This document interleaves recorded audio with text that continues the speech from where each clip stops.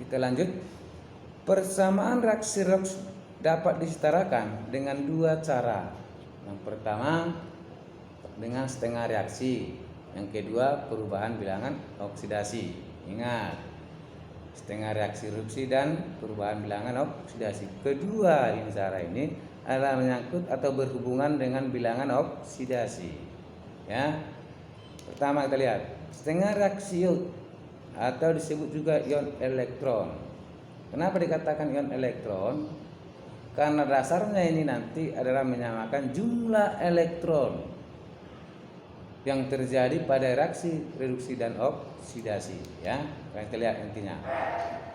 Pada prinsipnya menyatakan persamaan reaksi untuk setengah reaksi ini.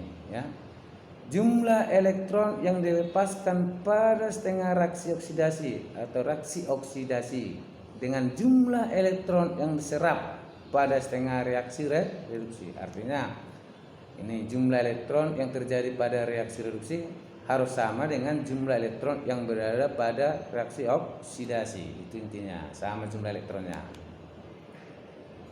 Untuk setengah reaksi ini ada dua yang perlu kamu ingat. Yang pertama tadi menuliskan setengah reaksi oksidasi dan setengah reaksi reduksi.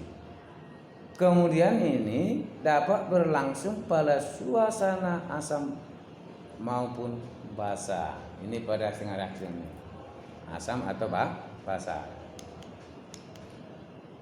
Lihat bagaimana langkah-langkah untuk menyatakan persamaan reaksi redoks. Yang pertama, tuliskan setengah reaksi reduksi dan setengah reaksi oksidasi secara terpisah dalam bentuk reaksi ion. Kalau ada pada bentuk senyawa dia, maka itu harus kamu ubah menjadi kation dan anion.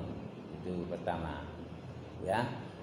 Kemudian yang kedua, ya, atau yang pertama sekali harus tentukan bilangan oksidasi atom unsur-unsur. Untuk apa? Untuk mengetahui yang mana unsurnya sebagai reduksi dan yang mana sebagai oksidasi. Karena setelah kita tentukan bilangan oksidasinya, maka kita mengetahui yang mana bilangan oksidasinya bertambah dan yang mana bilangan oksidasi yang berkurang. Yang nomor satu. Kedua, setelah kita tentukan bilangan oksidasinya dan sudah kita tuliskan reaksi reduksi dan oksidasinya, maka setarakan unsur yang mengalami perubahan bilangan oksidasi yang terjadi pada reduksi ataupun yang terjadi pada oksidasi. Misalnya pada reduksi atom A di sebelah kiri ada 2, di sebelah kanan masih 1. Maka di sebelah kanan A itu harus kita kalikan koefisiennya 2. Itu maksudnya. Sama dengan oksidasi itu seperti itu.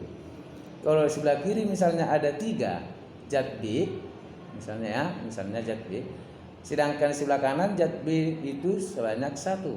Maka di sebelah kanan itu untuk zat B itu koefisiennya kita kalikan 3 supaya apa? Sama jumlah atom di ruas kiri dan ruas kanan. Ketiga, tambahkan molekul H2O. Nih, untuk suasana asam kekurangan atom O. Berarti zat yang berlangsung itu adalah suasana asam, ya. Maka lihat ini, ya, lihat atom O-nya antara ruas kiri dan ruas kanan. Di mana dia kekurangan atom O? Kalau misalnya di ruas kiri, maka kita di ruas kiri kekurangan atom O, maka kita tambahkan molekul H2O. Berapa kekurangan atom O di ruas kiri? Misalnya kalau ada 1 O di ruas kiri kurang, berarti kita tambahkan molekul H2O sebanyak 1 sesuai dengan jumlah atom O, ya. Yang nomor B-nya suasana basa yang kelebihan atom O. Lihat atom oksigennya di mana lebih, kiri atau di ruas kanan. Berapa kelebihan atom O-nya?